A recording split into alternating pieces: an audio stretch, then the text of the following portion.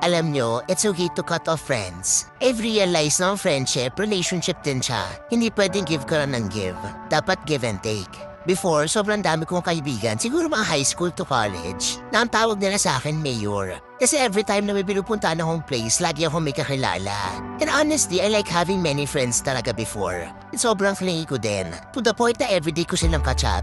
Pero for some reason, ng 2021 to 2022, doon ko natutunan kung paano mag-cut off ng mga kaibigan na hindi naman talaga ako pinapahalagahan.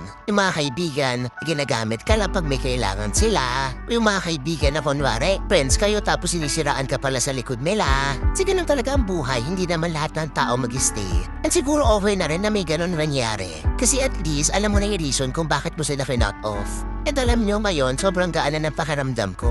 Dati kasi hindi ko to magagawa eh. Para I'm going to hold on to that friendship na parang mahihinayang ako. Nasayang naman yung friendship namin, ganyan-ganyan. Pero sobrang toxic na pala. And alam niyo, may nag-cut off din naman sa akin ng mga friends ko before. Pero ngayon iniisip ko na lang, maybe there was a time na naging toxic ako sa buhay nila. Kaya kailangan nila akong i-cut off. And ngayon, mas more on quality over quantity na lang talaga ako. Mga friends na alam kong pag may nangyari sa akin, andyan sila. During my ups and downs, andyan sila. Pag kailangan namin ng suporta sa isa't isa, andyan kami.